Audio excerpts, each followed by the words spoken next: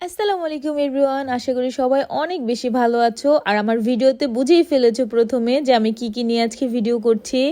এত এত বিচ্ছিরি গরমের মধ্যে আল্লাহর অশেষ রহমতে বৃষ্টি দেখা পেলাম অবশেষে। আর এই প্রচণ্ড গরমের মধ্যে কিন্তু এতদিন হালকা পাতলাই রান্না করে খাওয়া দাওয়া করেছি। তো যেহেতু বৃষ্টি এখন শুরুই হয়ে গেছে, তো কেনই না একটু খিচুড়ি খাই।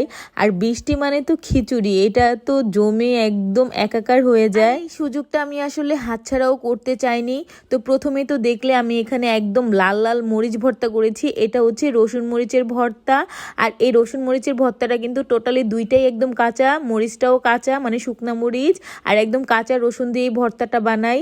আর এই ভর্তাটা হলে যেমন পোলাওর সাথে, খিচুড়ির সাথে, ভাতের সাথে আমার একদম জমে যায়। খিচুড়ির সাথে খাওয়ার জন্য আমি এখানে লাল কক মুরগিটা রান্না করেছি। আর এই কক মুরগিটা রান্না করতে আমার এত পরিমাণ বিরক্ত লাগে বলে বোঝানো সম্ভব না। কারণ এটা রান্না করতে প্রায় 2 থেকে 3 ঘন্টা সময় লেগে যায়, তারপরও মাংস একদম শক্ত হয়ে থাকে, সফট হইতে চায় না। আর এদিকে আমি সবাইকে প্লেটে প্লেটে খিচুড়িটা বেড়ে দিচ্ছিলাম, বলে করে নিয়ে আসি নাই খিচুড়িটা বেড়ে, তা না হলে কিন্তু খিচুড়িটা ঠান্ডা হয়ে যাবে, তখন খেতে ভালো লাগবে না। আর আজকের খিচুড়িটা না হয়েছে মাখা মাখা, না হয়েছে ঝরঝরা। আজকের খিচুড়ির নাম দিয়েছি আমি স্মার্ট খিচুড়ি।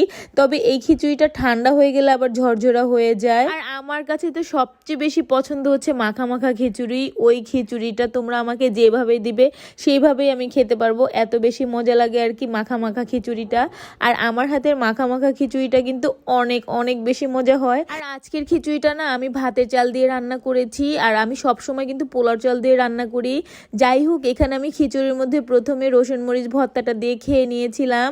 আর এই রসুন মরিচ ভর্তাটা তো অনেক অনেক বেশি মজা লাগছিল খিচুড়ির সাথে। আর লাস্ট পাতে হচ্ছে আমি অল্প একটু মাংস তরকারিও নিয়ে নিয়েছিলাম। তো আলহামদুলিল্লাহ, এই ছিল আজকে আমার বৃষ্টির দিনের খাবার। তো তোমরা কে কি খেলে কমেন্ট করে জানাতে পারো কিন্তু। তো আজকের ভিডিওটি এই পর্যন্তই। সবাই ভালো থেকে সুস্থ থেকো। আল্লাহ হাফেজ। আসসালামু আলাইকুম।